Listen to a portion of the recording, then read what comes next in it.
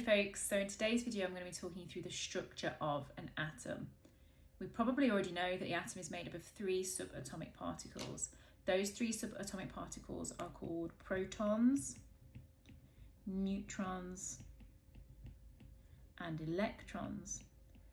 And as we can see from the diagram, they are found in different locations in the atom. Protons and neutrons are found in the center of the atom. This is called the nucleus. And electrons are found in a region outside of the nucleus called electron shells. Each of the subatomic particles have their own relative charge and their own relative mass. A proton's relative charge is 1 plus.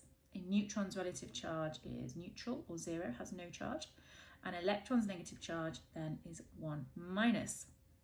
Their relative masses, protons and neutrons both have the same relative mass. They both have a relative mass of 1, and an electron has a relative mass of 1 over 1,836. So we can see that the electron's mass is very, very small compared to a proton and a neutron. The reason we use the term relative is because it's physically impossible to measure the mass of a proton, a neutron or electron. You can't just put a proton on a top pan balance and measure its mass, physically impossible. So we measure them relative to each other. So because a proton and a neutron both have a mass of 1, that tells us that they have the same mass. And we can see that an electron's mass is much, much smaller. So protons and neutrons are found in the center of the atom. That tells us that nearly all of the atom's mass is in the nucleus, so in the center of the atom. Atoms contain the same number of protons as they do electrons. That means they have the same number of positive charge as they do negative charge. And for this reason, that means that an atom's overall charge is neutral. It does not have a charge because the total positive charge from the protons is cancelled by the total negative charge of the electrons, meaning that when you add those charges together, the overall charge is 0, meaning that an atom is a neutral particle. We can use the periodic table or the number of the subatomic particles to identify an element.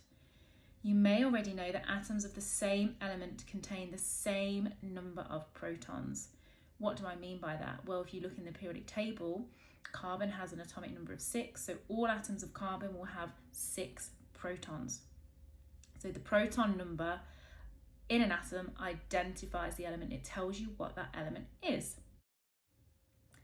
So when we're looking at atoms of the same element, the proton number has to stay the same, but the number of electrons can be different, and these particles are called ions, and the number of neutrons can be different, and these particles are called isotopes, and we will look at those in my next couple of videos.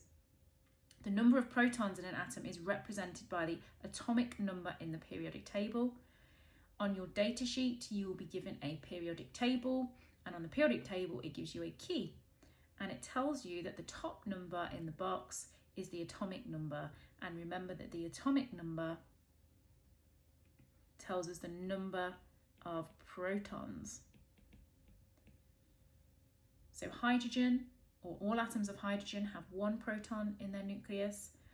All atoms of lithium have 3 protons in their nucleus, and all atoms of beryllium will have 4 protons in their nucleus. Thanks for watching. For more chemistry tips and revision, hit subscribe, click on the like button, and check out my Instagram page using the link below.